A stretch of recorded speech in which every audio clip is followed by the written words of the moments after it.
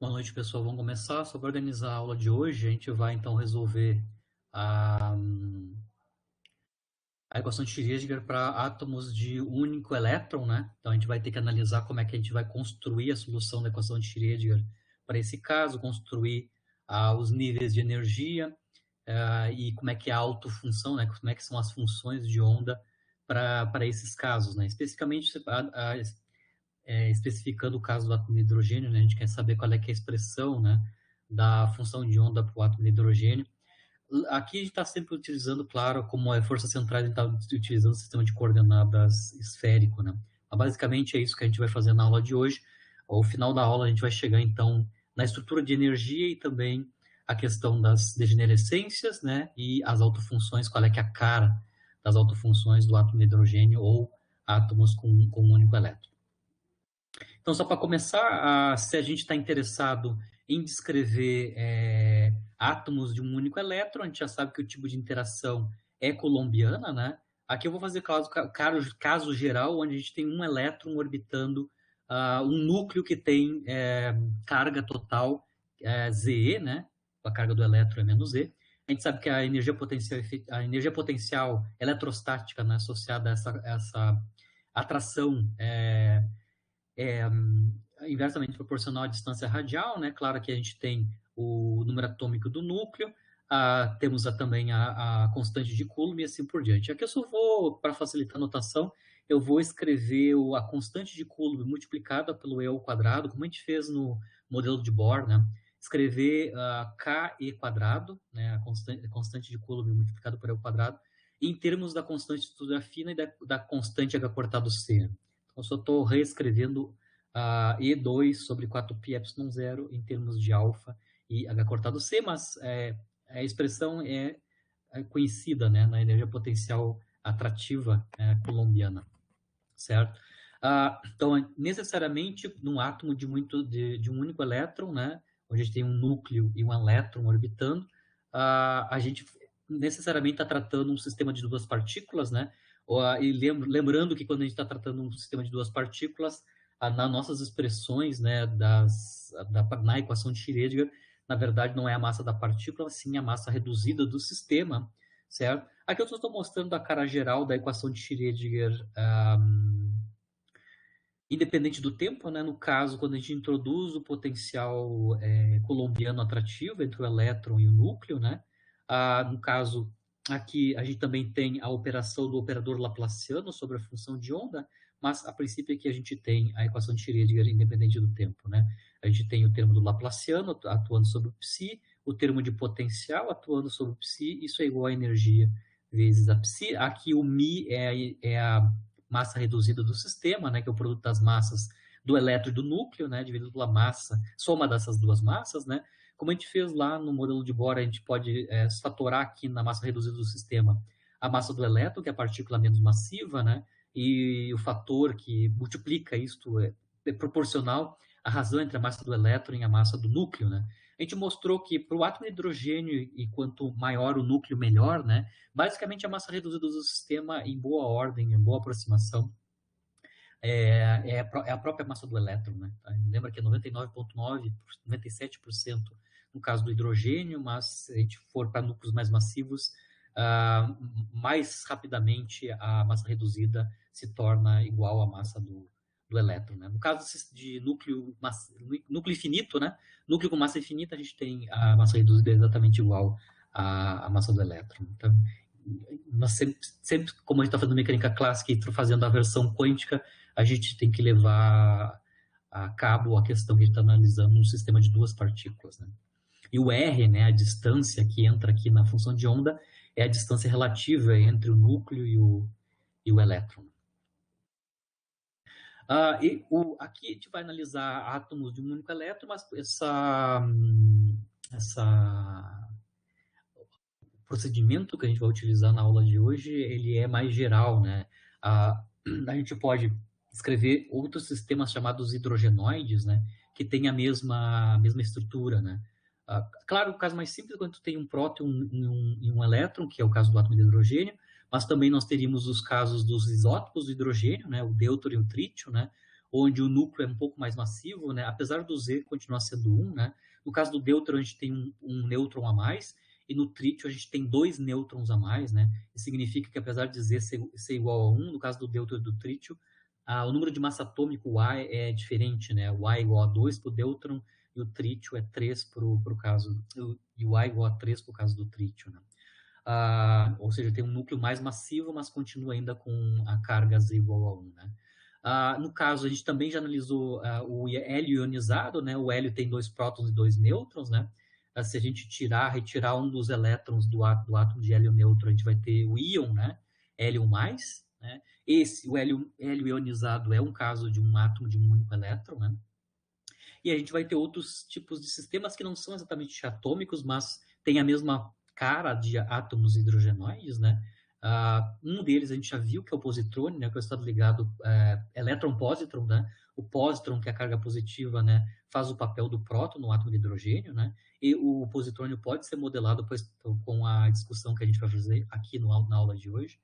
E também em matéria condensada, outros sistemas que não são átomos, né? Também podem ser descritos em boa aproximação por as soluções para átomos de um único elétron que a gente vai analisar na aula de hoje. Obviamente, átomo de um único elétron é o ponto de partida, é a base para a gente construir a descrição quântica de átomos de muitos elétrons, né? Na natureza, os átomos na maior parte do tempo, os elementos grandes têm muitos elétrons, né, para ter carga neutra no átomo, né? E a gente vai ter que construir as soluções da equação de Schrödinger ou da mecânica quântica para os átomos de muitos elétrons, que são os átomos que estão aí, né? A partir das soluções para o átomo de um único elétron. Toda a estrutura, nível de energia e nomenclatura vai vir dessa solução para o caso de um elétron orbitando um núcleo. Como eu estava falando para vocês, para resolver a equação de Schrödinger independente do tempo por o átomo de hidrogênio, a princípio a gente teria que analisar qual é que é a estrutura em coordenadas esféricas, né, do operador laplaciano em coordenadas esféricas, e está falando sobre a psi, né? Aqui eu estou escrevendo explicitamente para vocês o operador laplaciano em coordenadas esféricas operando sobre a função de onda, né, do elétron, né? Uma coisa interessante aqui no laplaciano em coordenadas esféricas,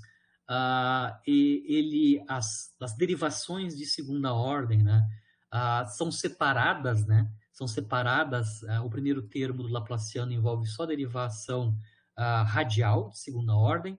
O segundo termo do laplaciano, né, envolve apenas integrações no ângulo polar de segunda ordem, perdão, derivações de segunda ordem no ângulo polar. E, finalmente, o último termo envolve derivações de segunda ordem do ângulo azimutal. Mas no operador laplaciano, as operações diferenciais, como é no operador laplaciano em coordenadas cartesianas, né? As operações de segunda ordem, né, derivação parcial, são separadas, né? Coordenada a coordenada no sistema de coordenadas esféricos, né?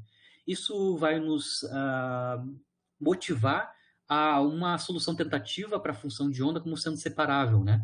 Como o potencial é só radial, né, a única dependência do potencial é radial, e o laplaciano está separado, né, as derivações em R, θ e φ, a gente pode, então, começar com uma solução separável para a função de onda completa do elétron no átomo, né?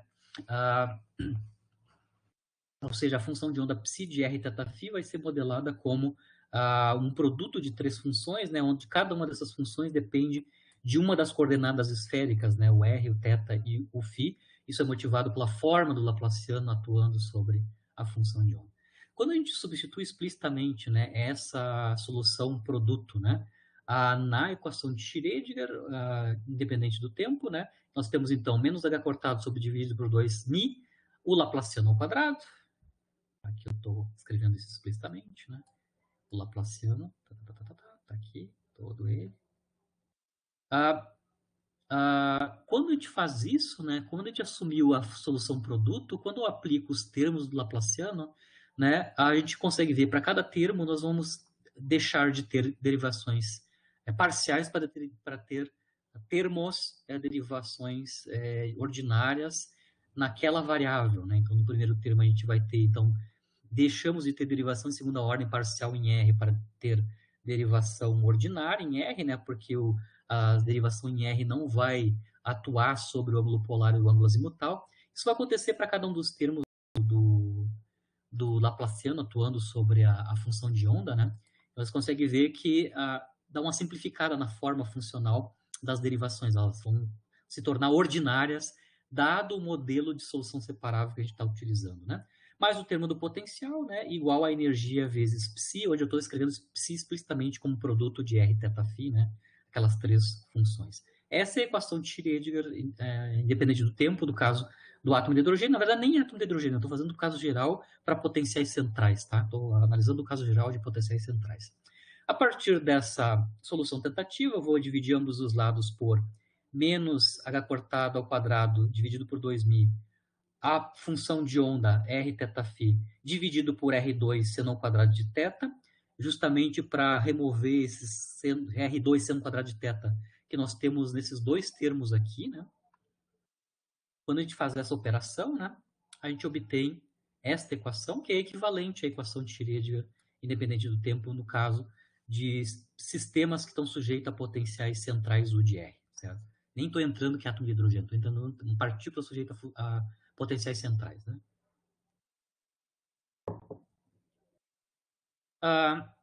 Eu vou isolar primeiro aqui nesta equação a variável φ no lado direito. Por que eu vou isolar a variável φ? Porque se vocês olharem todos os termos que estão aparecendo aqui, o termo em φ ele é o mais trivial, né?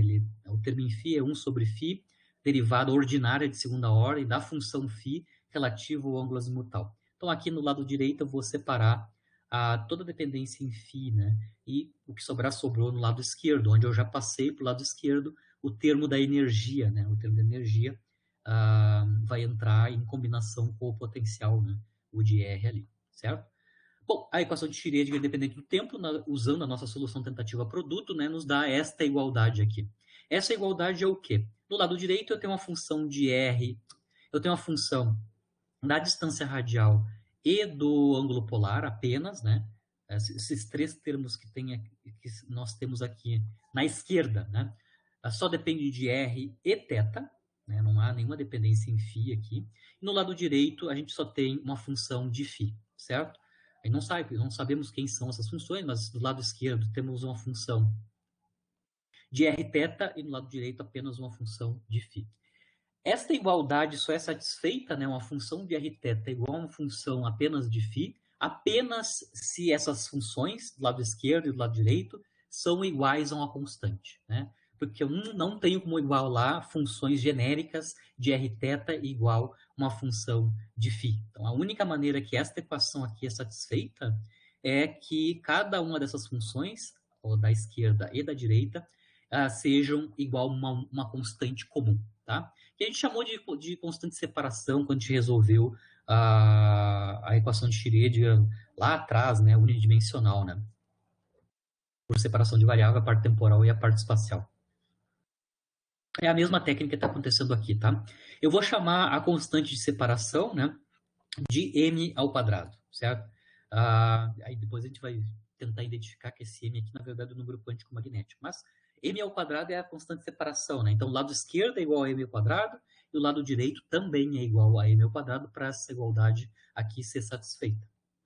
Quando a gente faz isso, né, introduz a constante de separação, na verdade, a gente deixa de ter uma única equação para ter um sistema de duas equações independentes, né? A primeira equação, que é a equação mais trivial, é a equação para a função φ, né? Ou seja, menos 1 sobre φ, derivada segunda de φ relativa ao ângulo azimutal, é igual a m2, isso nos dá esta equação aqui, né? Essa primeira equação. E o lado esquerdo aqui, né, vai nos dar uma outra equação, né? Ou seja, a função de Rθ é igual a m2. Então, partimos de uma equação para duas equações diferenciais, né, de segunda ordem. Tá? A mais tranquila é em φ, que a gente resolve tranquilamente. Se vocês olharem essa equação diferencial que a gente tem aqui, se m ao quadrado é positivo, né, como deve ser, constante positiva, constante de separação é positiva, né, m ao quadrado. A equação diferencial que a gente tem aqui para a função φ, basicamente é a equação associada ao oscilador harmônico, né? Eu tenho uma equação diferencial de segunda ordem, ordinária, com coeficientes constantes homogênea, né? Onde o n ao quadrado está fazendo o papel da frequência angular ao quadrado, no caso da solução lá de mecânica clássica de oscilador harmônico, né? A gente já sabe quem são as soluções das equações de oscilador harmônico, né? São funções complexas, né, na variável independente, que é o φ. Então, a gente já sabe que a função φ de φ, que é a solução dessa equação aqui, basicamente é exponencial complexa e na IMφ, onde m ao quadrado é a constante de separação, certo? Como ela, lembrando, uma exponencial complexa, na verdade, é uma função que tem parte real e parte imaginária, né? Se eu seguir aqui, a parte real dessa função é cosseno, né? Cosseno de mφ. E a parte real, a parte imaginária, né? É seno de mφ, né?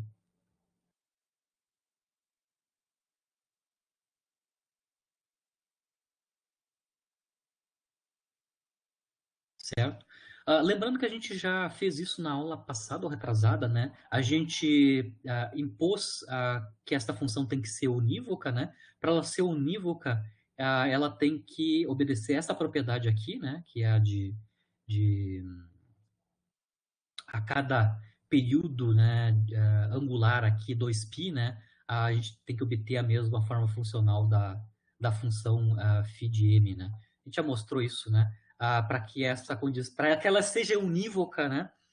O parâmetro m que está ali tem que ser inteiro, né? Então, a única maneira que esta equação, que esta condição para que a função seja unívoca seja obedecida é que a constante m que está ali tem que ser inteiros, né? Naquela aula, na verdade, era k vezes r, né? Tinha que ser inteiro, né?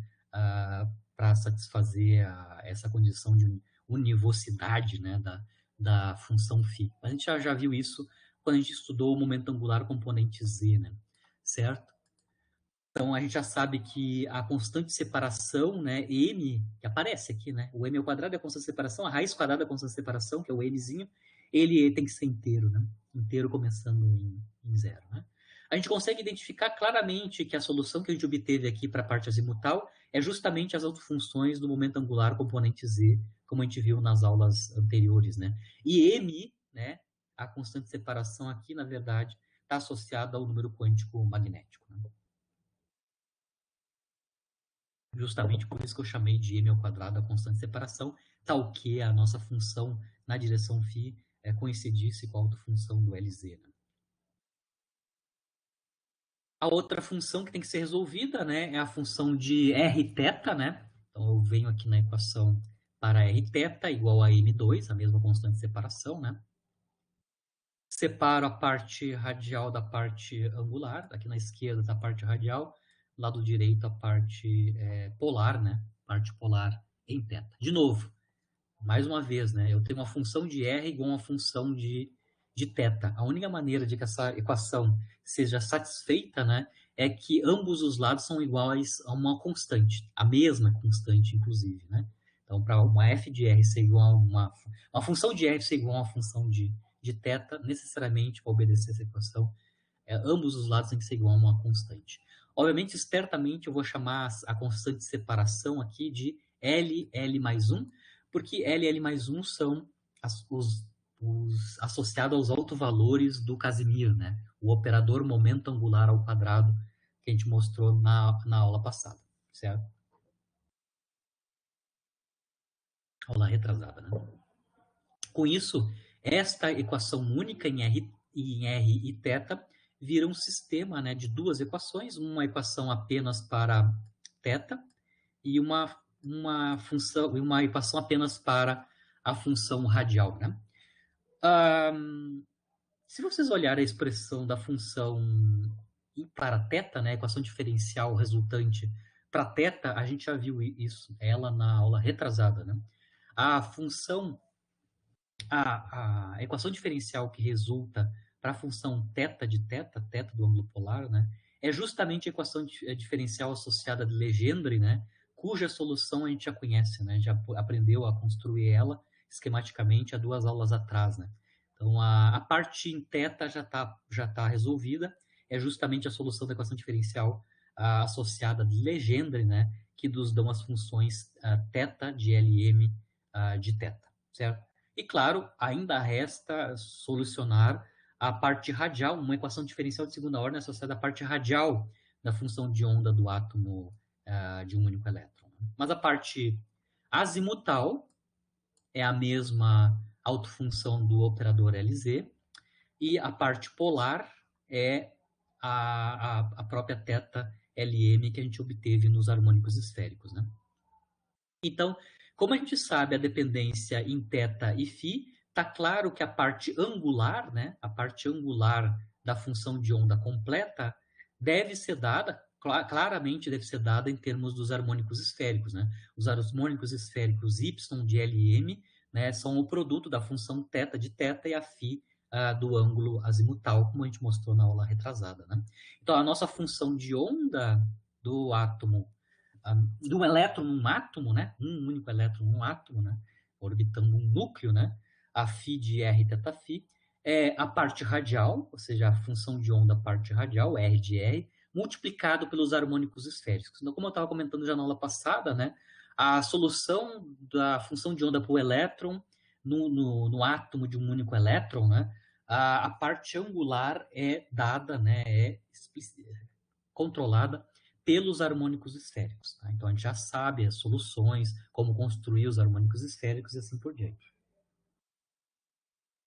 Então, toda a problemática de obter a função de onda do elétron no átomo de um único elétron vai ser resolver a equação parte radial, né? A equação para a função R de R. A parte angular já está resolvida, né? Lembrando que os harmônicos esféricos são as autobases comuns, né, pro operador momento angular ao quadrado, o Casimir, né, é a componente Z do momento angular, certo? Lembrando, se a função de onda para o átomo de hidrogênio ou para o elétron num núcleo, orbitando em torno do núcleo, né, obedece essa função aqui, onde parte dela é dada pelos harmônicos esféricos, né? Isso significa, lembrando que a função de onda φ, que a gente vai resolver, a completa, né? Ela vai ser uma autofunção da energia, né? Uma autofunção do operador hamiltoniano. Eu acabei de mostrar aqui que as autofunções do operador hamiltoniano, que são as psis, parte delas são os harmônicos esféricos. E aqui eu já tenho uma consequência do fato de eu ter feito a separação de variável, né, na forma radial, polar e azimutal, né. Como as autofunções de L2, Lz e energia compartilham bases comuns, né, o L2 e o Lz compartilham a base comum, que são os harmônicos esféricos. E as autofunções do átomo de um elétron, né, também depende dos harmônicos esféricos. Tá? Isso significa que o hamiltoniano, o L2 e o Lz compartilham a autobase comum. Isso, do ponto de vista matemático, né, da estrutura formal da mecânica quântica, significa que se eu tenho autobases comuns, significa que o operador hamiltoniano comuta com o operador momento angular ao quadrado como componente Z do momento angular, certo? Então, o fato deles compartilharem autobases comuns significam que o hamiltoniano comuta com tanto o quadrado do momento angular quanto com o Lz. Isso significa que eu posso medir ao mesmo tempo, sem nenhum princípio de incerteza associado, né? A gente pode medir a energia, a componente Z do momento angular e o quadrado do momento angular ao mesmo tempo com precisão arbitrária. Não há nenhum princípio de incerteza generalizado associado a esses três observáveis, né? Energia, o Lz e o L ao quadrado, certo? Essa estrutura da função de onda e essa consequência que o hamiltoniano comuta com o L2 com o Lz não vale só para o átomo de hidrogênio, vale para qualquer elétron sujeito, qualquer partícula, né, sujeita a um potencial central, né? Porque essa solução que eu obtive aqui, nós estamos obtendo aqui, é genérica para qualquer partícula sujeita ao potencial central, certo? Então, a função de onda de qualquer partícula sujeita a potenciais centrais vai ter esta cara, né? E o operador hamiltoniano vai necessariamente comutar com L quadrado, com Lz, independente qual o potencial central está entrando na jogada. O potencial central, a forma específica do potencial central, ele só vai comandar, né, a solução radial, né? Porque, lembrem, o potencial central vai entrar aqui na expressão da equação diferencial para a função radial. Então, para diferentes potenciais radiais, a gente vai ter diferentes soluções, né, para a parte radial da função de onda, para aquela partícula sujeita a potenciais centrais. Né? No nosso caso, claro, a gente vai especificar, né, particularizar para potenciais U de R, né, que é o coulombiano atrativo. Né? Então, eu substituo aqui no lugar de U de R, no caso geral, né, aqui nesse caso geral, aqui, menos o de R, eu vou substituir o potencial coulombiano, já escrito em termos do alfa, né, do H cortado C e assim por diante. Essa é a equação diferencial para a parte radial da função de onda do elétron e um átomo, né? Átomos de um único elétron. Né? Ou seja, um elétron orbitando em torno de um núcleo de número atômico Z, certo? Cuja massa reduzida do sistema é o μ, que basicamente é a massa do elétron. Né? Essa é a equação diferencial que a gente tem que resolver para a parte radial. O que eu vou comentar aqui rapidamente com vocês, né? Eu vou apenas falar os passos de como é que a gente resolve, né, a equação radial, né? Ou seja, como é que a gente obtém a R de R, né? Ela é bem complexa, mas a ideia geral é muito parecida com o que a gente fez no caso do oscilador harmônico, né? A gente vai assumir vai assumir soluções de série, né? Ou seja, vai usar método de Frobenius, né? Ou método de séries para resolver essa equação diferencial de segunda ordem, né? E vamos se dar conta que se a gente utilizar a série completa, a função correspondente é divergente, que vai nos dar uma função de onda que não é de quadrado integrável, né? E a gente vai ter que truncar a série. Quando a gente trunca a série, ao invés de eu ter uma função série de potências, eu vou ter um polinômio associado com a truncagem dessa série, né? E lembrando que a truncagem da série e as relações de recorrência, os três coeficientes da série, vão dar origem à quantização da energia. Então, eu peço para vocês lembrarem o que aconteceu com a nossa solução para o oscilador harmônico. Né? O fato da gente truncar a solução em série para a função de Hermite, né, o H de U, fez com que a gente obtivesse os níveis de energia e também as funções H de U como sendo polinômios e não séries infinitas. Né? A mesma coisa vai acontecer aqui com a parte radial da função de onda. Mas a equação que a gente tem que resolver é essa daqui, que é de segunda ordem em R, né? Antes de fazer um tratamento para simplificar um pouco a cara dessa equação radial, né? Ao invés de trabalhar com a função R maiúscula, a gente vai trabalhar com a função U de R, onde U de R é basicamente R multiplicado por R maiúsculo, né? Aqui eu já estou colocando índices, né, no U e no R, valendo o EL, né? Porque o E e o L são os únicos parâmetros que entram aqui na equação radial, né? O número quântico azimutal, ele aparece aqui, né, como constante de separação na nossa estrutura, e a energia, né, os valores das energias aparecem aqui explicitamente no termo que acompanha o negativo do potencial. Né? Mas, basicamente, a gente vai só trocar a variável dependente de R maiúsculo para U. Tá? Aqui eu estou dando detalhe, né, de como é que a gente vai fazer a transformação. Por exemplo, esse termo é derivada primeira da função R, quando ela é escrita em termos de U, né? Isso vai nos dar, basicamente, dr, né? Onde R vale U sobre R, né? Vai nos dar basicamente 1 sobre R ao quadrado, o resultado é derivada, né? 1 sobre R ao quadrado, R du dr menos U, né? Lembrando que a derivada dr maiúsculo dr está sendo multiplicada por R ao quadrado, então R ao quadrado drzão dr basicamente é R du dr menos U, né? Lembrando que ainda sobre esta estrutura aqui a gente tem que fazer mais uma derivação na distância radial, né? Ou seja, eu vou ter que derivar em R du dr menos U, certo? E ainda multiplicar por 1 sobre R, né, ao quadrado, 1 sobre R ao quadrado, né? Quando eu derivo em R, esta estrutura que está aqui entre parênteses, tá? A derivada em R, no final das contas, eu vou ter um cancelamento dos termos em derivada primeira de U, certo? Porque, a princípio, a derivada segunda dessa estrutura aqui envolveria a derivada primeira e a derivada segunda, né? Quando eu calculo a derivada desses dois termos, né? Eu tenho um termo de derivada de segunda ordem e eu tenho um termo de derivada primeira.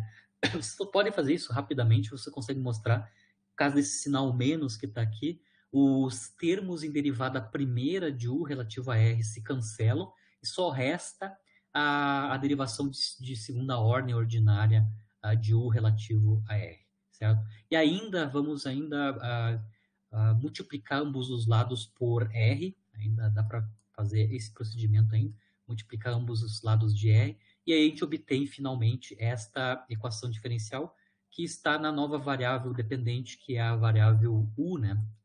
E, claro, depois que a gente resolver para U de R, a gente já retransforma para a variável original, que é o R de R, né? Mas a equação diferencial que a gente tem que resolver é essa daqui, né? É uma equação diferencial de segunda ordem, né? Ela é um pouquinho complicada, porque no termo linear, em U, aqui nós temos os números quânticos, claro, mas nós temos dependência que cai com 1 sobre R ao quadrado e com 1 sobre R, claro, mais o termo constante na energia, né? Se vocês olharem a cara que está aqui explicitamente, né, do segundo e do terceiro termo, se vocês lembrarem de mecânica clássica, né, lembrarem de mecânica clássica, a partícula sujeita a um potencial central, lei do inverso quadrado da distância, certo? Esses dois primeiros termos que a gente tem aqui, que é o termo do potencial real, né, e o segundo termo que cai com 1 sobre R ao quadrado, né, e se vocês lembrarem, L mais 1, H cortado ao quadrado são os autovalores do momento angular ao quadrado do operador, né? Do operador momento angular ao quadrado. E a gente consegue identificar que esses dois termos aqui nada mais são, em mecânica clássica, né, as versões quânticas, né, do potencial efetivo, né, da função energia potencial efetiva em mecânica clássica, né? O termo do potencial real e o termo que a gente chama de centrífugo, né, porque ele é divergente para distâncias radiais pequenas, né? Mas basicamente aqui a gente tem a versão quântica da função energia potencial efetiva que está acompanhando a energia, né? Então aqui dentro do colchete nada mais é do que a gente tem a diferença entre E e U, né? A energia mecânica menos a função energia potencial efetiva, que é constituída a partir do potencial real mais o termo centrífugo, que depende do quadrado do momento angular, escrito já aqui em termos dos autovalores do operador momento angular ao quadrado, né? Certo? A gente já sabe a forma, né, da função energia potencial efetiva e o que isso implica do ponto de vista das trajetórias em mecânica clássica, né, de uma partícula, né, sujeita a esse tipo de campo de força, né. Aqui eu só estou mostrando a cara específica da função energia potencial efetiva clássica, né, separando a soma, claro, no termo realístico, né, no termo do potencial mesmo colombiano, né, que cai com menos 1 sobre R, né, perdão, tem função, tem dependência de menos 1 sobre R, né, e o termo centrífugo, que é divergente com 1 sobre R ao quadrado, né. A combinação desses dois termos nos dá a função energia potencial efetiva, né, e a função energia potencial efetiva vai determinar justamente a dinâmica da partícula nesse campo de força, né. Dependendo do valor da energia mecânica, né, da partícula, que é dado pelas condições iniciais, eu vou ter órbitas clássicas fechadas ou abertas, né? As duas fechadas são o círculo e a elipse, né? E as duas abertas são a parábola e a hipérbole, né? Lembrando que essas cônicas, né? Essas seções cônicas, essas trajetórias, são as únicas quatro possíveis, né? Soluções da equação de Binet para a equação da trajetória em plano polar, né? Em coordenadas planopolares, se o campo de força é central, atrativo, lei do inverso quadrado da distância, que o caso do colombiano atrativo é, né? A força colombiana atrativa é um caso particular de força, da lei de força central atrativa, que cai com o inverso quadrado da distância, né?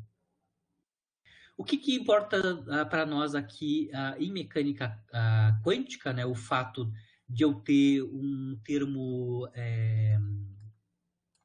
centrífugo, né, na função energia potencial efetiva, lembrando que mesmo em clássica, né, mesmo em mecânica clássica, o fato de eu ter justamente essa divergência, né, da função energia potencial efetiva quando as distâncias radiais vão a zero, né? No caso da mecânica clássica, o fato da função energia potencial efetiva divergir em R tendendo a zero, significa que eu tenho uma parede de potencial clássica, né? Onde a partícula não pode penetrar, né? Então ela não pode chegar muito perto do núcleo, né? Ou perto muito perto da fonte, né? Do campo, né? Central. No caso aqui é o núcleo, né? Que é a fonte do campo eletrostático, né? Mas no caso clássico a gente tem essa limitação de quão próximo a gente consegue chegar, né? Do centro de força, né, devido a esse termo centrífugo que diverge com R quadrado. Né? Ou seja, basicamente, o termo centrífugo determina os pontos de retorno radiais únicos, né, quando a gente tem trajetórias abertas. Né? E, no caso aqui de mecânica quântica, desde que obviamente, a gente vai ter o termo centrífugo não nulo, desde que o momento angular clássico, né, seja não nulo. Né? Aqui em mecânica quântica vai acontecer a mesma coisa, né? Só que agora vão ter interpretações diferentes. Né? No caso aqui em mecânica quântica, a gente vai ter probabilidades nulas ou muito próximas de zero, né, de encontrar o elétron próximo de distâncias radiais pequenas, né? Ou seja, próximos do centro de força, né? Ou seja, o fato de eu ter um termo também centrífugo aqui em mecânica quântica, né? Que é o L ao quadrado dividido por 2μr2, aqui no caso de mecânica quântica vai restringir a densidade de probabilidade indo a zero, né? Quando a gente vai para distâncias radiais pequenas. Né? Obviamente, se a gente tem momento angular nulo, né? Se a gente tem momento angular nulo, como é também em mecânica clássica, né? O termo centrífugo desaparece e aí a gente tem só o termo colombiano, né? Dominando a dinâmica, né? E aí sim a gente pode chegar perto, né? Tranquilamente, né? No caso clássico do centro de força, né? No caso clássico, né? Se o momento angular é nulo, a partícula desenvolve movimento entre a origem do sistema de coordenadas e o ponto de retorno radial, né? Que é a intersecção do gráfico da energia potencial colombiana com a energia mecânica do sistema. O que vai acontecer aqui em mecânica quântica, né? O análogo é que, no caso, quando nós temos momento angular nulo, que corresponde ao o número quântico azimutal L, né? Zero, a gente pode ter o elétron com densidade de probabilidade importante, né, interessante, não nula, próximo do R tendendo a zero, ou seja, próximo do núcleo, né, próximo do núcleo. Então aqui a gente só está analisando a questão da analogia clássica com né? No caso clássico, o potencial centrífugo, né, previne que a partícula se aproxime muito do campo de força, né? Quando a gente desliga o termo centrífugo, ou seja, se as condições iniciais são tais que o momento angular é nulo, aí sim a partícula só pode estar confinada entre a distância radial zero, ou seja, da origem de coordenadas até ao ponto de retorno radial, né? Aqui no caso de mecânica quântica, isso é transcrito na forma dos valores da densidade de probabilidade em termos da distância radial. Né?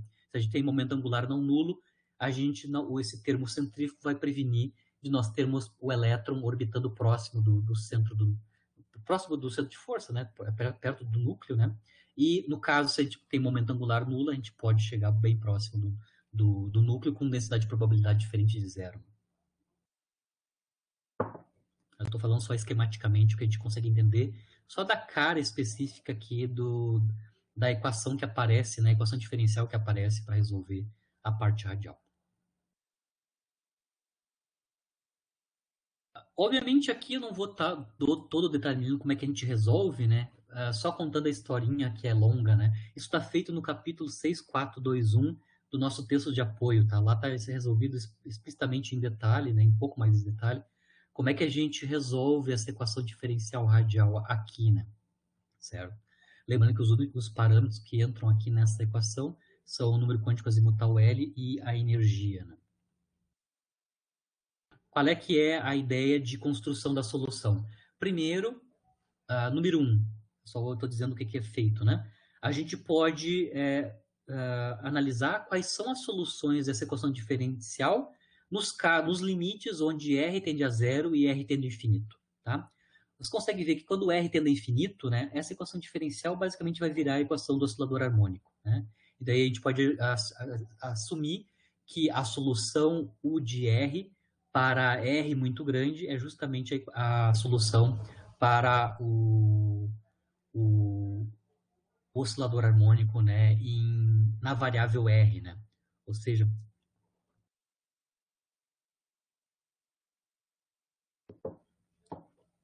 a gente tem aquela gaussiana em R ao quadrado, né? Como a gente mostrou lá atrás, quando ele resolveu a solução para o caso gaussiano, né?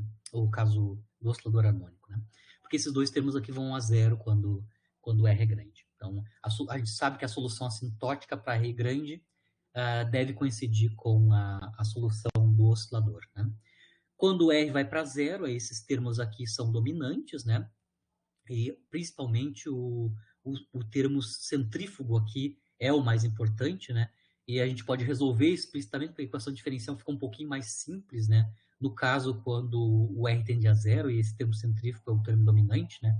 A gente pode mostrar que a solução para esse caso particular, para R tendendo a zero, é justamente a solução exponencial, né?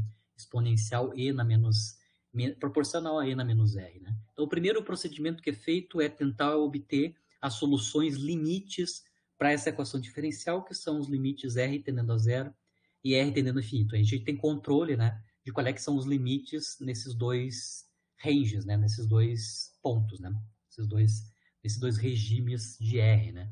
E depois tentar fazer a solução geral entre esses dois regimes, né.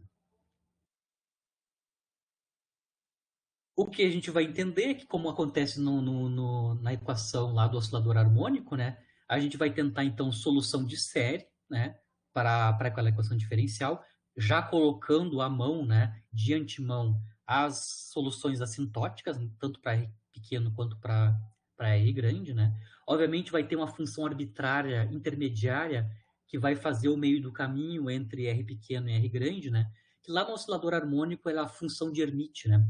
A gente determinou de partida a solução assintótica e a função arbitrária era a função de Hermite, e aquela função de Hermite é que a gente assumiu série de potência como solução para ela, né? A mesma coisa vai acontecer aqui. Existe uma função arbitrária intermediária entre R0 e R infinito, né? Que a gente vai assumir como sendo modeladas como uma série infinita, ou seja, vai usar o método de séries para resolver a função U de R, né? Certo? Série de potências, né? Contando a historinha, né? Só estou fazendo a conta da história, né? Vai acontecer a mesma coisa que aconteceu com a função de Hermite. A função de Hermite obedecia uma equação diferencial, a gente assumia a solução em série infinita para a função de Hermite, a gente mostra, né, que se a gente usar a série completa, a série infinita, a solução correspondente lá no Hermite, né, é divergente quando R vai a infinito, né? A mesma coisa vai acontecer aqui, se a gente assumir solução em série, a solução em série para a função intermediária é divergente. Como é que a gente resolveu isso lá no Hermite, no oscilador harmônico? A gente truncou a série, né? Aqui vai ser feita a truncagem da série, né? Qual é que eram as consequências da truncagem da série lá no oscilador harmônico relativo às funções de Hermite?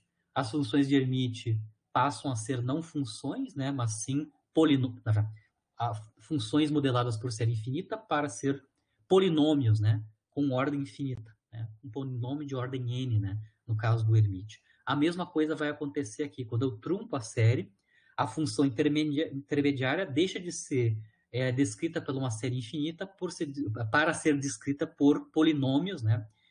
E no caso aqui especificamente da parte radial, os polinômios são os polinômios associados de Laguerre, tá?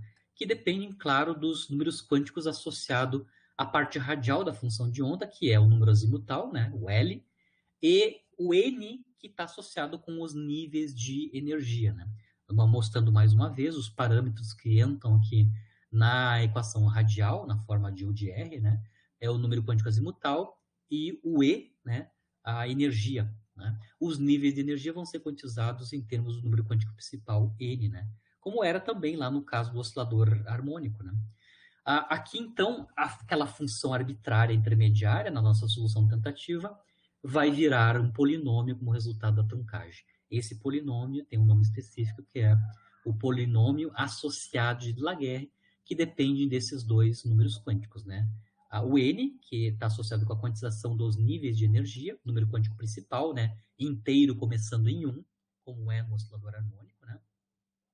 E o do número quântico é L também, né?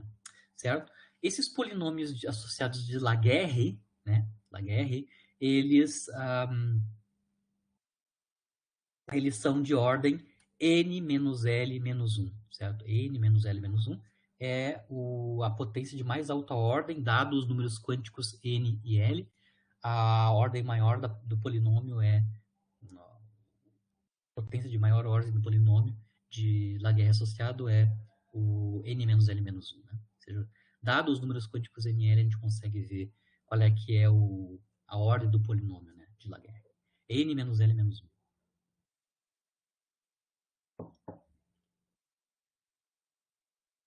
Como é que a gente obtém esses polinômios de Laguerre, né?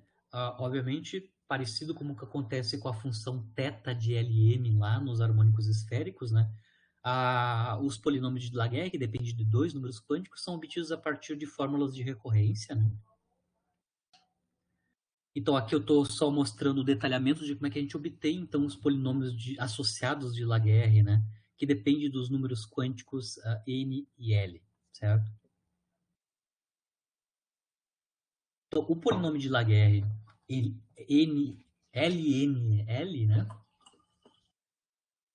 Cujo argumento é ρ, agora a gente já vai ver, eu não botei o detalhe aqui, mas a nossa equação diferencial pode ser escrita, ao invés de ser escrita em termos da variável R, a gente pode reescrever isso em termos de uma quantidade que é proporcional a R. No oscilador harmônico isso acontecia também, né? Ao invés de resolver em termos de R, a gente escrevia em termos do produto alfa-R, né? Alfa-R, a nossa equação diferencial. A mesma coisa vai acontecer aqui, né? Vamos reescrever o R em termos de uma quantidade proporcional a R como uma variável independente nova, né? Mas aqui eu só estou mostrando como é que a gente constrói os polinômios associados de Laguerre ordem a ordem, né? Então, o L, o polinômio de Laguerre associado aos números quânticos NL, N principal, L azimutal, como função do argumento ρ, né? É definido como esta quantidade aqui que depende de dois parâmetros, tá? O Q e o P. Tá? Q e P. Q e P são construídos a partir dos números quânticos, tá? O Q, que está no índice superior aqui, é o 2L mais 1. O 2L mais 1, vocês lembram da aula passada, né? É a multiplicidade de números de projeções, né? Do momento angular na direção Z, né? Um 2L mais 1 é a multiplicidade dos números quânticos magnéticos, né? Quantos números quânticos magnéticos eu posso ter, quantos valores, né? Do número quântico magnético eu posso ter dado um L, né? Então, o que basicamente tem a ver com a multiplicidade em M, né? 2L mais 1. E o P é a soma do N e do L, o número quântico principal com o azimutal. Determinado quem é o parâmetro Q, quem é o parâmetro P, aí sim a gente consegue construir os polinômios associados de Laguerre. Como é que a gente faz isso? A gente vai fazer, então, derivadas de ordem Q, né? Derivadas de ordem Q, na variável de entrada ρ.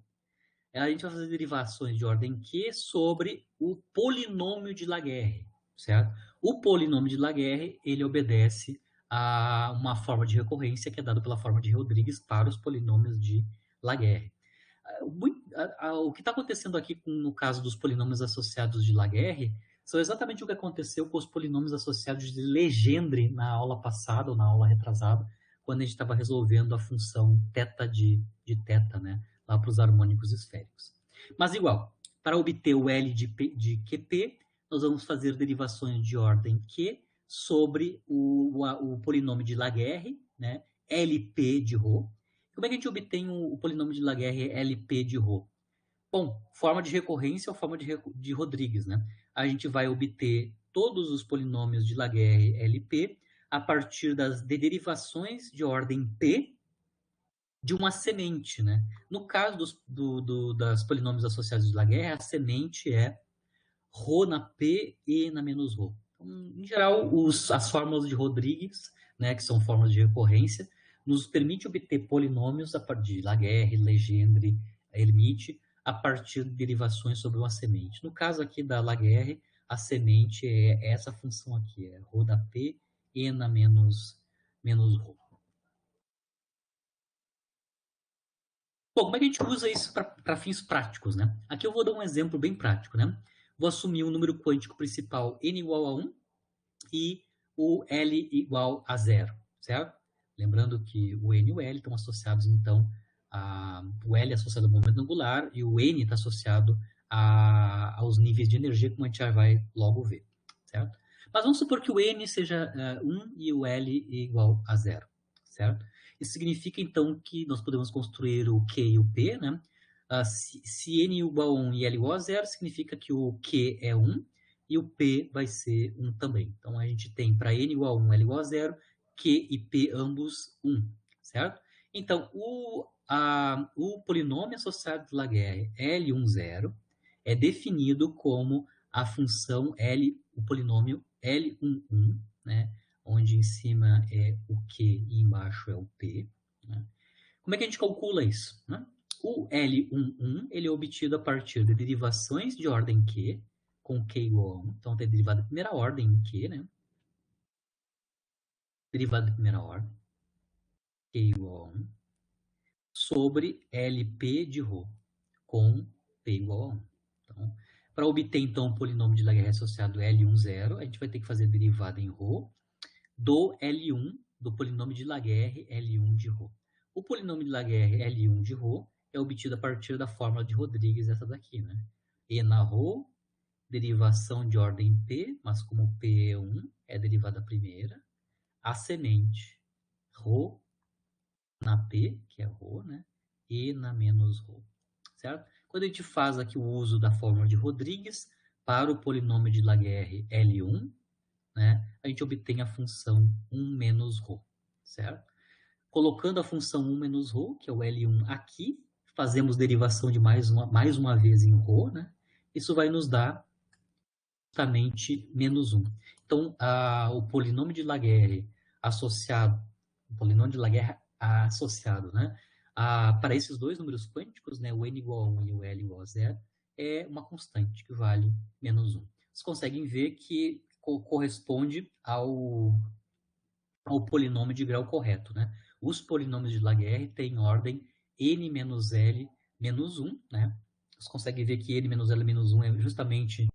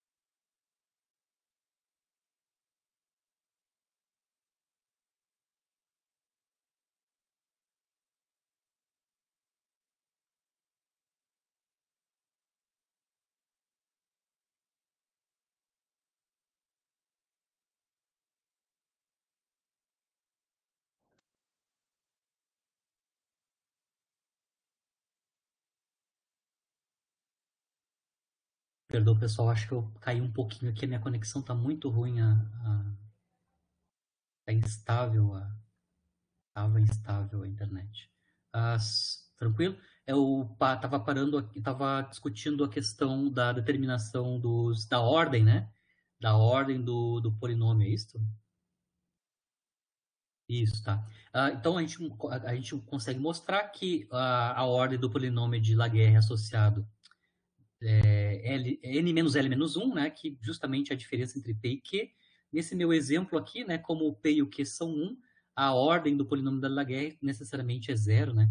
E, obviamente, o polinômio de ordem 0 é uma constante, como no caso a gente mostrou explicitamente que dá menos 1. Então, se a gente usar essa definição para os polinômios associados de Laguerre, via a fórmula de Rodrigues, a gente consegue construir explicitamente a solução da função de onda, a parte radial, né? Aqui eu estou só mostrando a coleção dos primeiros polinômios de Laguerre associados, né, para diferentes n's, né, na verdade, diferentes p's e q's, na verdade, né. Eu só para comentar, tem um widget no Wolfram Alpha, né, que te calcula os polinômios de Laguerre associados. Se você entra o input NL, então você pode usar rapidamente o Wolfram Alpha para calcular usando esse widget, né, a calcular os polinômios de Laguerre associados. Aqui eu estou só colocando os primeiros, né, onde o importante para nós, se a gente quer, por exemplo, analisar a função de onda parte radial para o estado fundamental, necessariamente ele está associado com esse polinômio de Laguerre associado, porque corresponde aos números quânticos associados ao estado fundamental, né? Primeiro nível de energia, momento angular nulo, né? Mas a gente consegue obter todos a partir das fórmulas de recorrência. Obviamente aqui vai cair de paraquedas, né? Por isso que eu peço para vocês gentilmente lerem com cuidado a derivação passo a passo, né? De como é que a gente obtém os níveis de energia a partir da truncagem da série para a função intermediária, né? Que é a função L, né? Existia uma função L de Rho, que é a função intermediária na minha solução tentativa daquela equação diferencial, né? Igualzinho como acontece no caso do oscilador harmônico, o fato de eu truncar a série vai me impor condições entre os coeficientes da série, né? E essas condições para os coeficientes da série truncada, né? E vai levar ao aparecimento da quantização dos níveis de energia do ponto de vista matemático, né? A mesma coisa acontece aqui, né? O fato que a gente truncou a solução série de potência para aquela função, para aquela equação diferencial associada à parte radial, né, vai fazer com que os níveis de energia sejam quantizados em termos de um número quântico, que é o número quântico principal, né. Aqui eu só estou reescrevendo, né, a forma funcional dos níveis de energia em termos do número quântico principal e das constantes físicas, né. Obviamente, eu já sei quem são os níveis de energia do átomo de hidrogênio, por exemplo, ou dos átomos hidrogenoides, né? Átomos de um único elétron, lá do modelo do Bohr, né? No modelo do Bohr, a gente já tinha mostrado que os níveis de energia caem com o inverso do número quântico principal, né? São todos negativos, estados ligados, né? E cujo valor numérico, né, são proporcionais à energia de repouso do elétron, né? São frações da energia de repouso do elétron, né? Na verdade, é z quadrado alfa 2, onde alfa 2 é um número muito pequeno, né? Multiplicado pela energia de repouso do elétron, que é o 511 keV, né? Todos os níveis de energia no átomo de hidrogênio, né, eram obtidos a partir dessa expressão aqui, claro, com z igual a 1, né? A mesma coisa acontece com os elétrons orbitando em torno de núcleos, né? Então, a quantização dos níveis de energia, aqui no caso da equação de Schrödinger para o elétron orbitando em torno do núcleo, advém, do ponto de vista matemático, né, vem da truncagem da série para a função L de Rho. Tá? Isso é o primeiro ponto, né? E, claro, a expressão da função, a solução daquela equação, né? A solução da parte radial da função de onda, né? A função, claro, que eu estou só escrevendo a expressão, né, geral para a parte radial da função de onda. Por favor, vão lá no capítulo 6 e se certifiquem que é realmente essa é a forma funcional, né? Só estou resumindo. Só para lembrar por que eu estou pulando, né? Não é porque vocês são licenciatura, é que o número de créditos é menor, né? Eu poderia fazer todo o detalhamento, como a gente fez no oscilador harmônico, todo o detalhe da solução da parte radial, né? Mas como a gente está vinculado a 4 créditos, né? Não temos tempo suficiente para cobrir a ementa da Física do século XX-A com o número de semanas que a gente tem, né? Com 2 aulas por semana.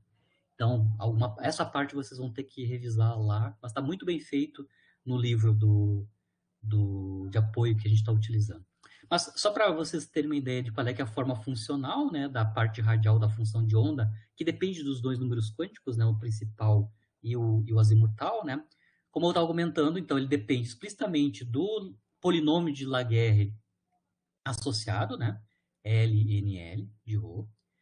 Aqui, esses dois fatores que estão multiplicando o polinômio de Laguerre são justamente as soluções assintóticas para R pequeno e para R grande, né?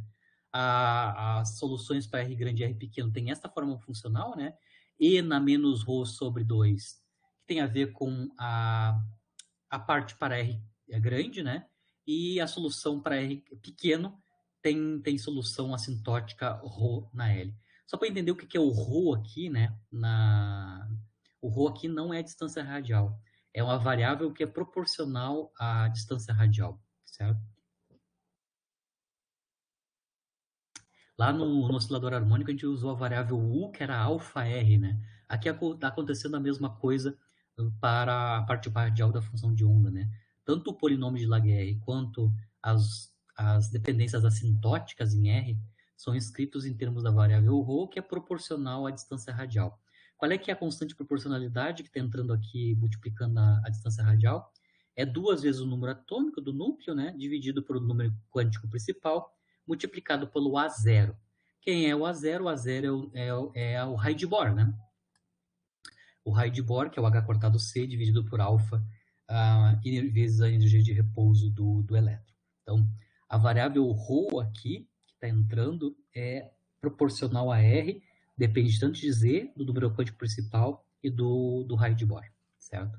Que o raio de Bohr é o meio angstrom, né? 0,529, 10 a menos 10 metros. Mas só para vocês entenderem por que tem essa forma, né? O polinômio de Laguerre é a função arbitrária que intermedia a solução entre as soluções assintóticas, né?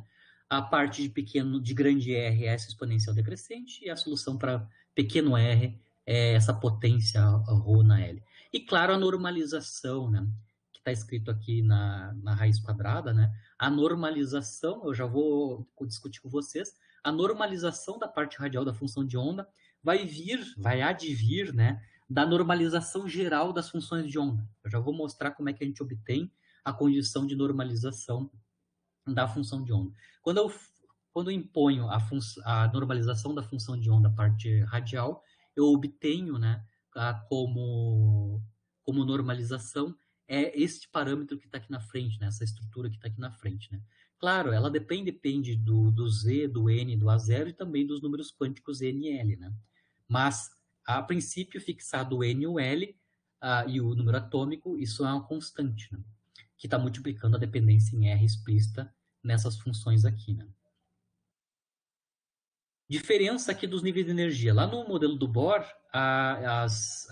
os níveis de energia foram obtidos a partir de uma hipótese ad hoc. Né? Ele começou com a teoria clássica e introduziu uma hipótese ad hoc, que é a quantização da emissão e absorção de energia, né? Um modelo semiclássico. Aqui os níveis de energia são obtidos exatamente iguais os que o Bohr utilizou, né? Obteve no seu modelo semiclássico, né? Usando uma hipótese ad hoc sobre mecânica clássica. Aqui os níveis de energia são obtidos diretamente, né? Diretamente da solução da equação de Schrödinger para o átomo hidrogenoide, né? Ou seja, aqui no caso os níveis de energia vêm do fato que a gente teve que truncar a função intermediária L de ρ da equação de Schrödinger independente do tempo para o potencial eletrostático atrativo, né, no átomo hidrogenoide, certo? Então tem uma diferença aqui, o nível de energia aqui sai por si mesmo, né, como parte da estrutura da solução da equação de Schrödinger para o caso do átomo hidrogenoide, enquanto no modelo do Bohr os níveis de energia são obtidos a partir, na verdade, a hipótese ad hoc da emissão e comparando isso com fenomenologia, que era a comparação com o espectro, né? Com a forma de Rydberg, por exemplo. Né? E não obtida a partir de primeiros princípios, né? Como é o caso aqui que a gente está mostrando. Né?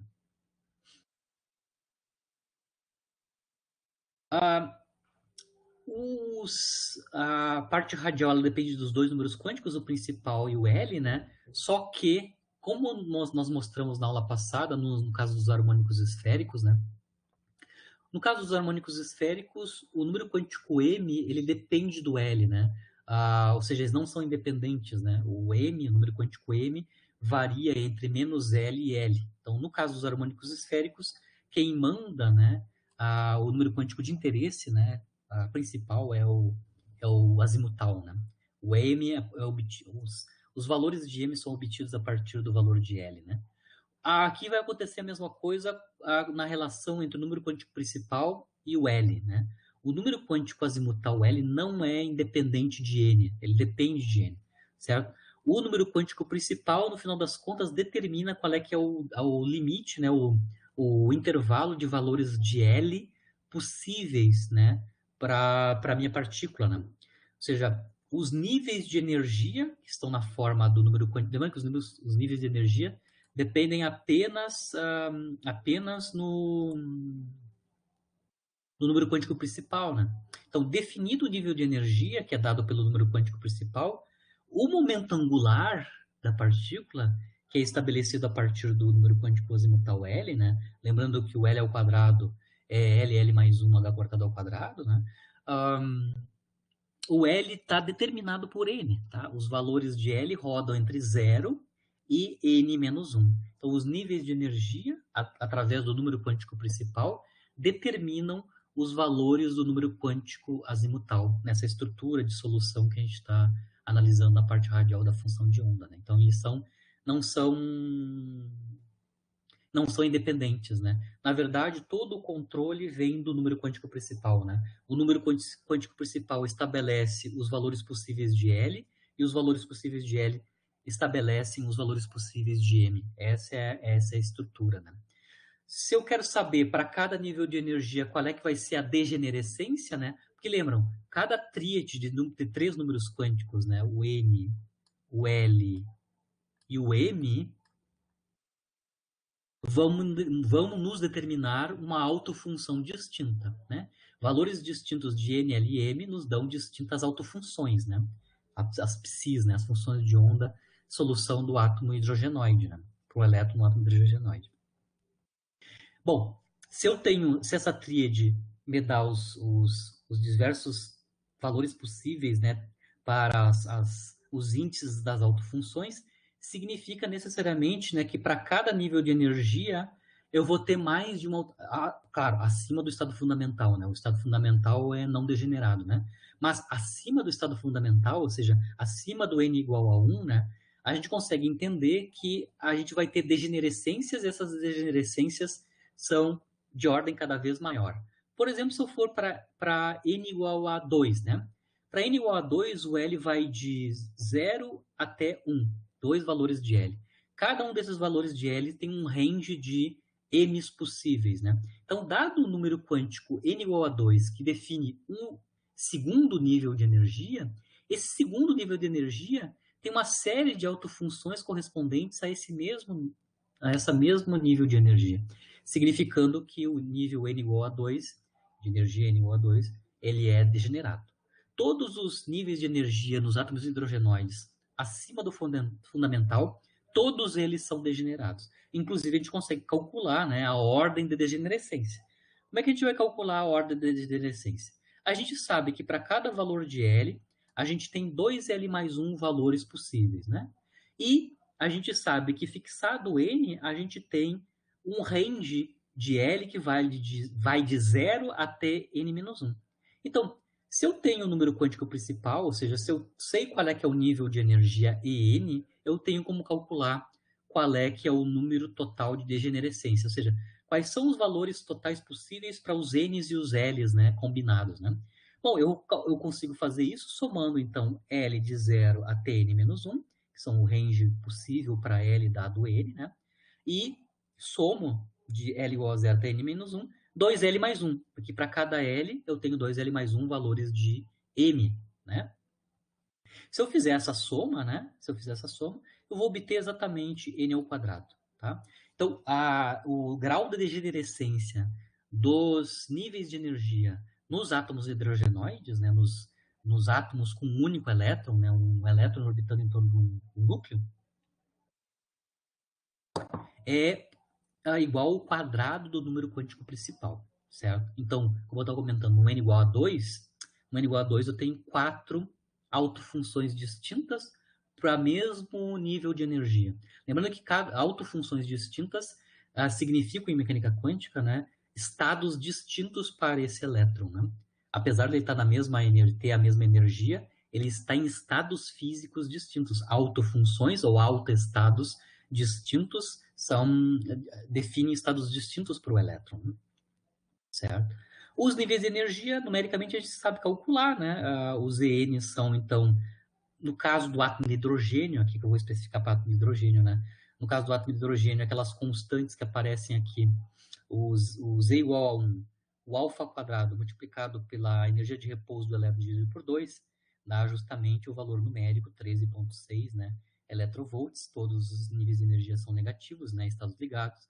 E a dependência com Z quadrática em Z, né? E a dependência do número quântico principal é 1 sobre N ao quadrado. Então, a gente consegue estabelecer todos os níveis de energia a partir do estado fundamental, né? Ou seja, para N igual a 1.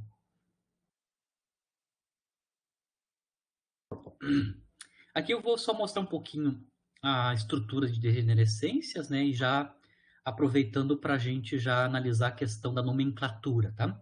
Então, como eu comentei para vocês, para N igual a 1, a gente tem um único nível de... A gente só tem uma única autofunção, né? Porque para N igual a 1, o L é 0, né? E se o L é 0, o M é 0.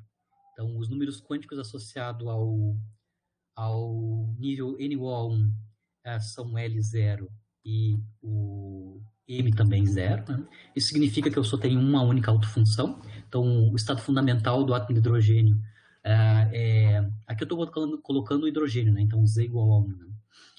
Aí, e distribuindo os níveis de energia e as suas degenerescências. Né? Estado fundamental. Né? Estado fundamental, o L é 0, N1, a energia é menos 13,6 electrovolts. Segundo nível de energia, ou primeiro estado citado, N igual a 2. Para N igual a 2, o L pode valer 0 até 1. Tá? 0 até 1. E lembrando que para cada L destes, né, a gente tem 2L mais 1 valores de M. Então, representado entre parênteses, tá? Para L igual a 0, obviamente, só tem um único valor de M, que é M igual a 0. Para L igual a 1, a gente tem 3 valores de M, né, que é o menos 1, 0, mais 1. Terceiro nível de energia... o segundo nível de energia, o primeiro estado de estado é 1/4 do estado fundamental, né? 1/4 do valor da energia do estado fundamental, né? Menos 3,39 electrovolts. Terceiro nível de energia, o segundo estado citado, é 1/9 da energia do estado fundamental. Isso é menos 1,51 electrovolts, né? Para N igual a... para N igual a 3 agora, a gente tem 3 valores possíveis para L, né? 0, 1 e 2. Lembra que eu termino em N-1, né? Aqui eu estou mostrando as distribuições para os números M, né? Os números quânticos M, para cada um desses L's, né? 1, 3, 5, né? Para L igual a 2 é 5, né? Menos 2, menos 1, 0, mais 1, menos 1 para os números quânticos magnéticos, né? Certo? Agora vamos entrar na questão da degenerescência, né? Estado fundamental do átomo de hidrogênio não degenerado. Primeiro estado citado 4 vezes degenerado, que é N ao quadrado, né? N ao quadrado é 4. Mas aqui eu consigo até entender a distribuição das degenerescências, né? Na forma das distribuições por números quânticos M, né? N igual a 3, que é o segundo estado citado, a gente tem degenerescência de ordem 9, né? 1, 3, 5, certo? Aqui a gente consegue entender também em termos do número quântico M.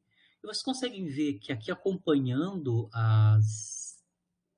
os níveis de energia, eu estou colocando para os L's correspondentes, né, uma certa notação aqui que está mostrada do lado desses segmentos de reta, né, começando com o mais baixo, que é o 1S, tá? Essas notações, 1S, 2S, 2P, 3D, 3S, assim por diante, é a chamada notação espectroscópica, tá?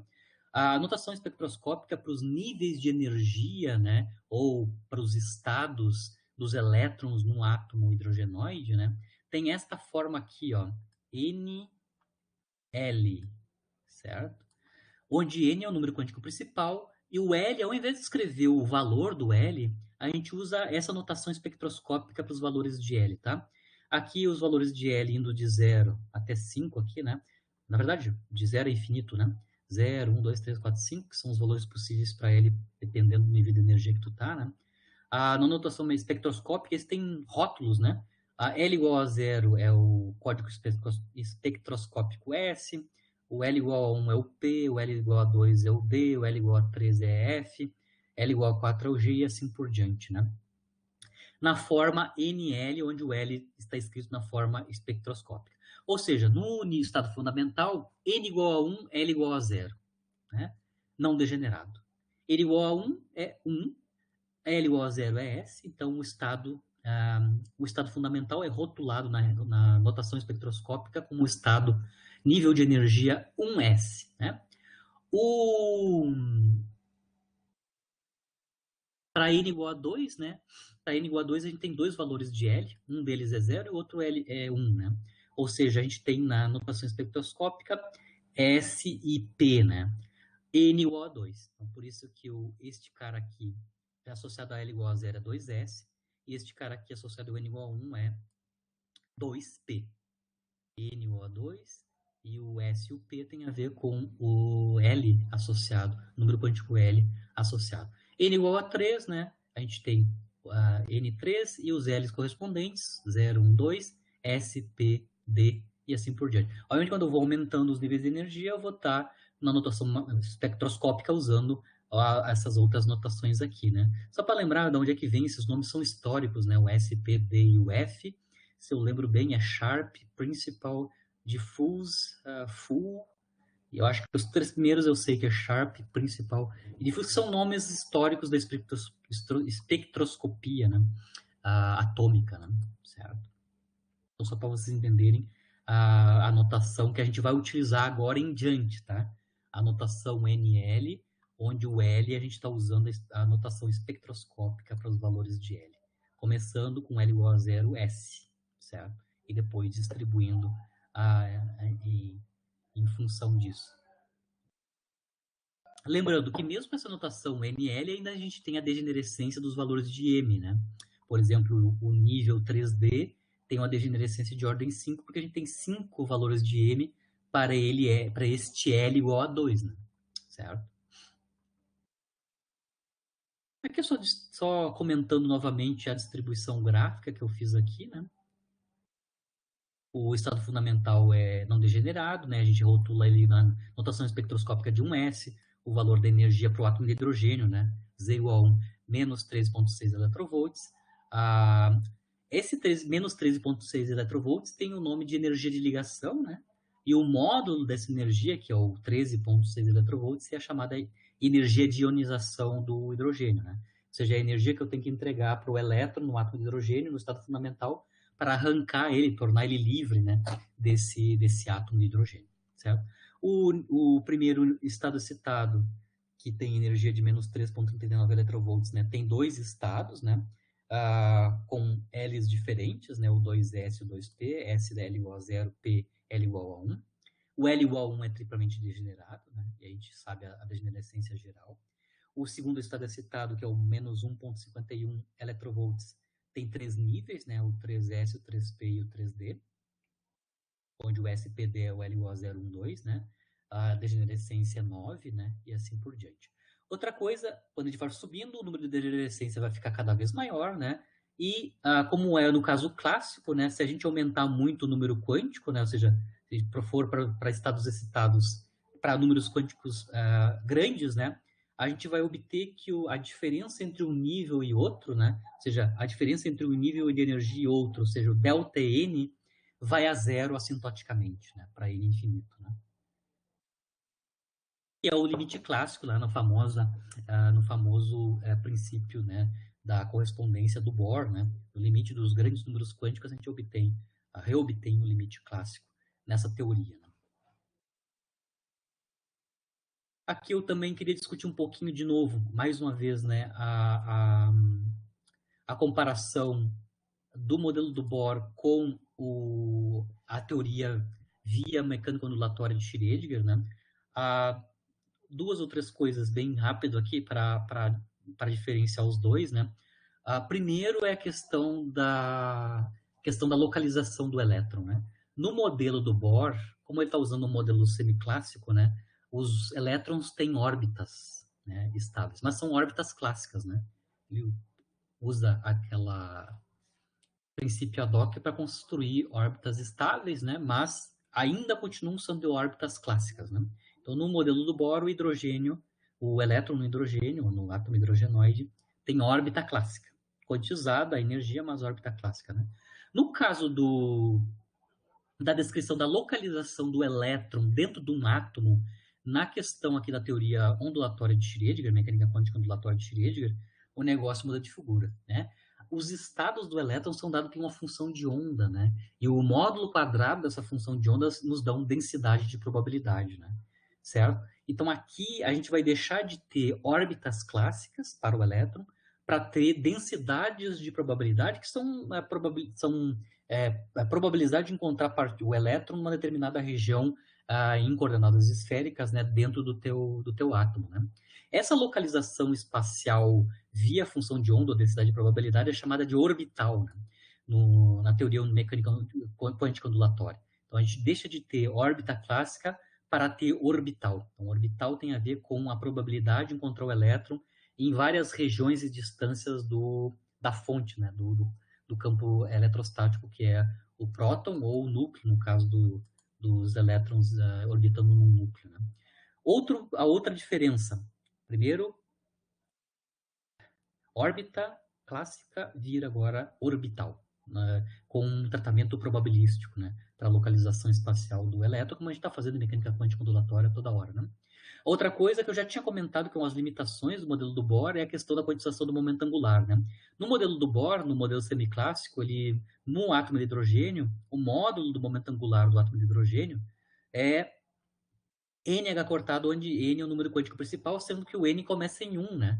Então, o menor valor possível no modelo do Bohr para o momento angular do átomo de hidrogênio no estado fundamental, né, que é o N igual a 1, é uma unidade de H cortado, certo?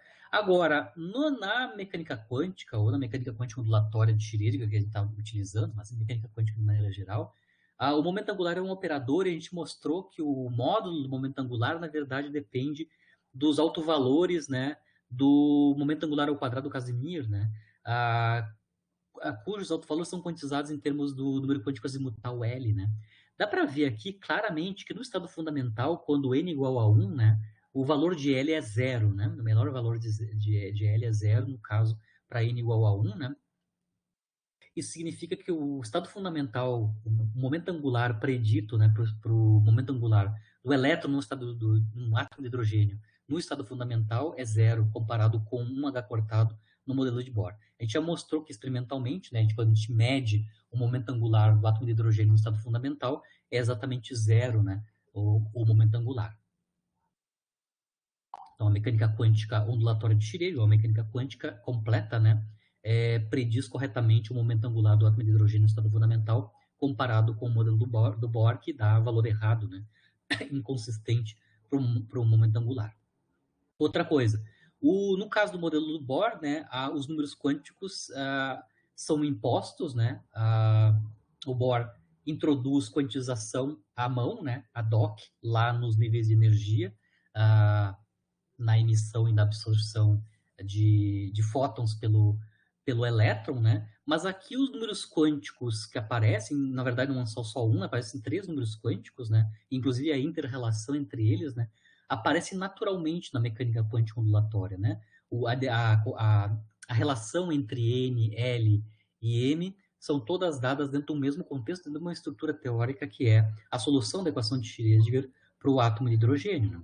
Então, os números quânticos aqui, as estruturas de quantização, aparecem naturalmente na solução da equação de Schrödinger, independente do tempo, né? Certo?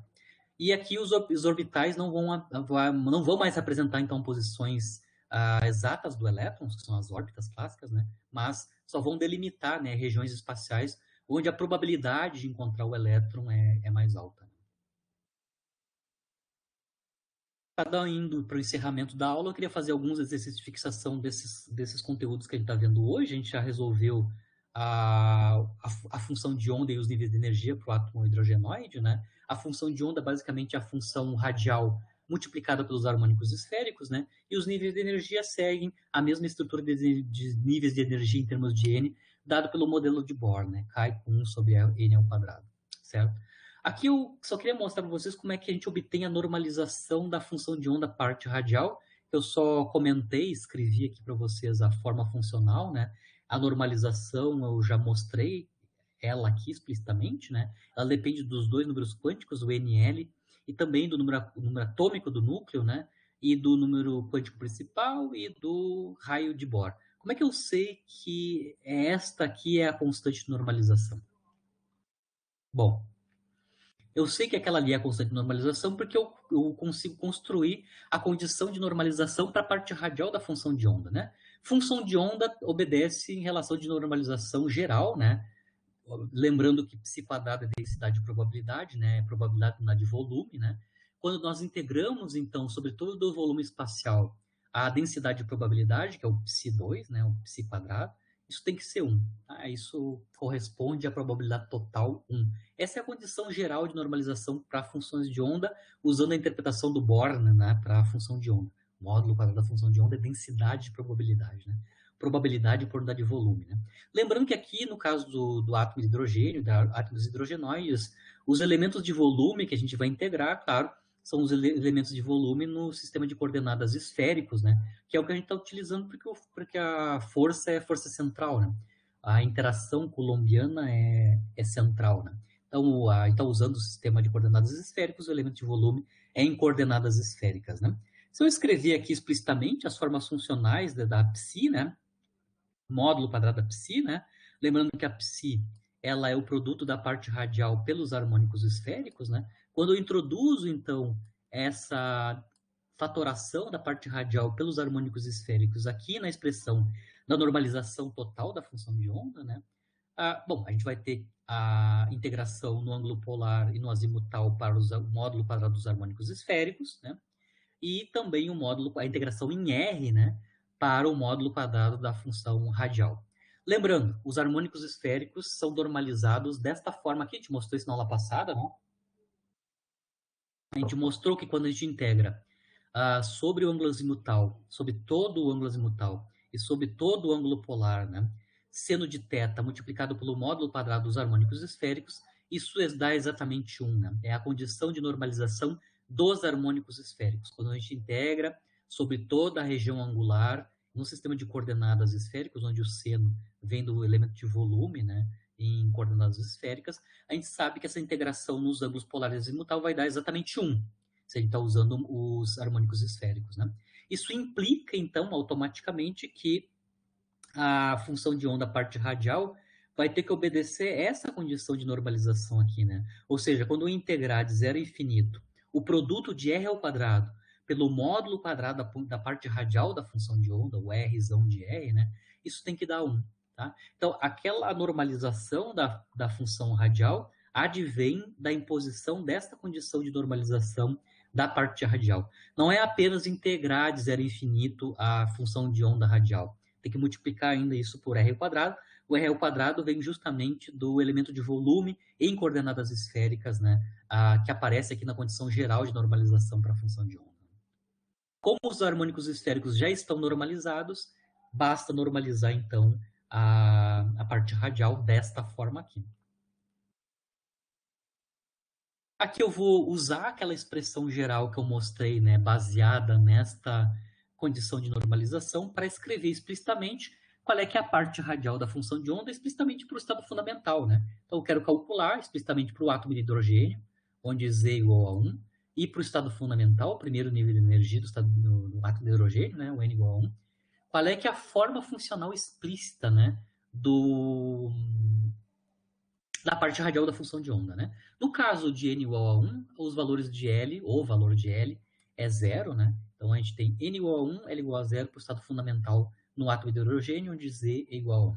Então eu venho aqui na expressão geral, né, do RNL, aqui, e substituo aqui o N, os números quânticos N e L correspondentes, o número atômico de Z igual a 1 para o átomo de hidrogênio, né, e o número quântico principal que vai aparecer aqui também, né? Lembrando que ρ é 2e sobre n a 0, multiplicado pela distância radial, né? Quando nós fazemos isso, né, com n igual a 1 e L igual a 0, Estou colocando aqui, eu já coloquei por passo a passo aqui o L, o N, né? E o Z igual a 1. Inclusive, para N igual a 1 e L igual a 0, o polinômio associado de Laguerre, que é o L1, 0, né? A gente calculou explicitamente usando a definição via forma de recorrência, né? Este cara aqui, o L1, 0, a gente calculou explicitamente, vale menos 1, né? Cancela esse menos que está aqui na normalização e, claro, o que sobrar sobrou, né? Aqui a exponencial decrescente e ρ na L, né? Rho na L vem das soluções assintóticas, né? Para R grande e R pequeno, né? Ou de L igual a 0, né? Então a gente consegue mostrar explicitamente que a parte radial é basicamente só a exponencial em R, né? Quando eu substituo o ρ, que é 2a0 sobre R, vezes R, no caso do átomo de hidrogênio, né? Com Z igual a 1, a única dependência na parte radial aqui, né, em R, né, é a exponencial decrescente, né? É I na menos R sobre a zero, onde a zero é o raio de Bohr, né? E a normalização, né? E a normalização aqui é basicamente o resultado da raiz quadrada do que sobrar aqui dentro, né? Ou seja, tem 2/3 na 3/2, que está aqui, e ainda 1/2 raiz quadrada, né? Que é esse segundo fator aqui que está multiplicando o cúbico, né? Certo? Então, aqui está a expressão específica, né, particular, da parte radial da função de onda do átomo de hidrogênio, né, o R10, calculada a partir da expressão geral, né, da função de onda parte radial, certo? Dados os números quânticos NL igual a 1 e L igual a 0. Se a gente, obviamente, só tem uma única função radial associada, né? Se a gente fosse para o segundo nível de energia, né, que é o primeiro estado citado, onde o N é igual a 2, lá nós temos dois L's possíveis, né, que é o 0 e o 1, né? Isso significa que a gente tem duas funções radiais para o mesmo nível de energia, né? Para o nível de energia N igual a 2, primeiro estado citado, tem duas funções radiais, que é o R20 e o R21, né? Isso é o 2P e o 2S, 2S e o 2P, né? Na notação espectroscópica, né? Os estados 2S e 2P estão associados na parte radial, né, às funções R20 e R21. Mas no átomo de hidrogênio, estado fundamental, que é não degenerado, a dependência em R é exponencial. Decresce exponencialmente em R a parte radial da função de onda.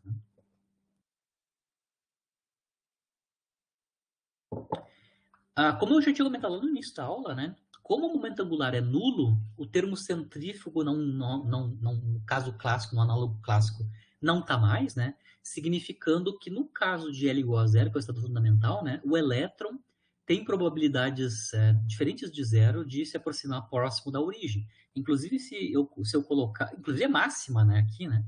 Se eu colocar R igual a zero, né? Eu vou ter o valor máximo para o valor né, da função radial R10, né? Então, aqui é interessante, né, de mostrar que a gente tem, inclusive, máximos para a localização radial do elétron num átomo de hidrogênio se ele está no estado fundamental, devido ao momento angular ser nulo, né, no estado fundamental. O termo centrífugo desaparece, e aí a nossa probabilidade de encontrar o elétron próximo do próton, né, do núcleo, inclusive máxima, né, para R igual a zero. Quando a gente vai para níveis de energia maiores, né, quando o L é diferente de zero, obviamente a gente tem na estrutura, né, a gente já falou, né, da estrutura física, a gente não vai ter possibilidade de chegar muito próximo do elétron se a gente está com estados com L maior que zero. Aqui é um outro exercício, meu exercício final, né? Eu quero calcular as energias para os primeiros três estados, né? A energia e a função de onda para o primeiro estado excitado, né? Então aqui eu quero calcular a energia e as autofunções, né? De um único elétron no átomo de hidrogênio, né? Se ele está no orbital, né? No orbital 2p, ou seja, no nível de energia associado a N igual a 2 e L igual a 1, né? Que é o L igual a 1 é o P na espectroscópica, né? Um orbital 2p corresponde a N igual a 1, L igual a N igual a 2, L igual a 1.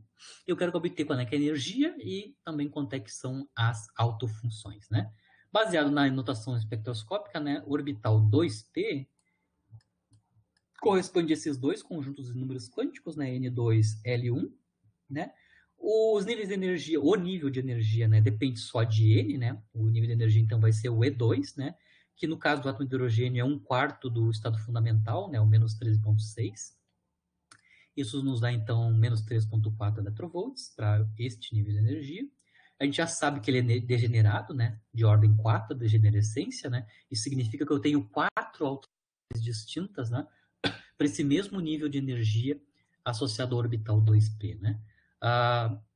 Lembrando que o L vai de 0 a Tn-1, então, para N igual a 2, eu tenho L igual a 0 e 1, né? Aqui eu estou escrevendo qual é que são as caras, né? Quais são os números quânticos associados às 4 autofunções, ou seja, os 4 estados do elétron, né? Para esse nível de energia. A função de onda com rótulo para a tríade 200, né? Onde o momento angular é nulo, e n igual a 2. Eu vou ter o 2, 1, menos 1, que é o L igual a 1, M igual a menos 1, o 2, 1, 0, que é L igual a 1, M igual a 0, e finalmente o 2, 1, 1, que é L igual a 1 e M igual a 1. Ou temos 4, né, 4 autofunções para a mesma energia de menos 3,4 eV, significa que se nós temos mais de um estado para o mesmo nível de energia, esse estado esse nível de energia é degenerado. No caso aqui, ele tem degenerescência de ordem 4, né? O primeiro estado excitado tem degenerescência de ordem 4. Eu encerro aqui a minha questão da aula de hoje.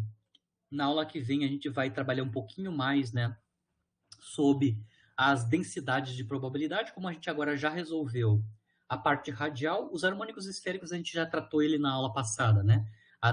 O módulo quadrado dos harmônicos esféricos nos dão superfícies, né, em coordenadas esféricas, como a gente mostrou na aula que vem. São aquelas estruturas, né, aquelas superfícies, né, esferas, halteres, rosquinhas, etc., né? A gente vai adicionar, além ao módulo quadrado do harmônico esférico, claro, o módulo quadrado da função radial, e aí a gente vai analisar para cada autofunção qual é que é a densidade de probabilidade associada a cada uma dessas autofunções. Claro, a gente não vai fazer todas, né? A gente vai analisar os primeiros estados, né? Começando sempre com o estado fundamental, combinando então o harmônico esférico e a parte radial para o átomo de hidrogênio, né? Indo para o N igual a 2 e assim por diante. A gente vai até o terceiro nível, que é o suficiente, né? O estado fundamental e os dois primeiros estados excitados. Usando a função de onda completa, né? Que é o produto da parte radial com os harmônicos esféricos. Módulo quadrado dos harmônicos esféricos, a gente já sabe as estruturas, que eu estou lembrando aqui, né? São aquelas superfícies esféricas, né? As superfícies, sim, coordenadas esféricas com aquelas estruturas simétricas que a gente viu na aula passada, né? Esferas e halteres com determinados eixos de simetria, assim por diante, né? Ou seja, na aula que vem a gente vai analisar qual é que é a forma, né, geométrica dos orbitais, né? Qual é que é a estrutura geométrica dos diferentes orbitais eletrônicos, né? E, claro, os átomos de um único elétron, né? Isso que a gente vai fazer na aula que vem, usando a função de onda completa que a gente obteve hoje, né? Para os átomos hidrogenoides. No caso particular, o átomo de hidrogênio. Certo, pessoal? Encerro por aqui hoje. Fico à disposição de vocês. Já me despeço para o final de semana. E assim que ficar pronta a gravação da aula, que agora parece que está ficando rápido a gravação, já disponibilizo lá no Moodle. Houve uma interrupção aí, vamos rezar que não haja descontinuidade, né? Não dê tilt na gravação, vamos ver o que vai acontecer. Mas, a princípio, parece que eu não caí completamente, né? Certo? Bom fim de na terça que vem, voltamos então para analisar as densidades de probabilidades associadas às autofunções dos átomos hidrogenoides, né? Certo? E, claro, exercício de fixação, né? Boa noite, bom fim de. Bom descanso para vocês. Nos vemos na terça.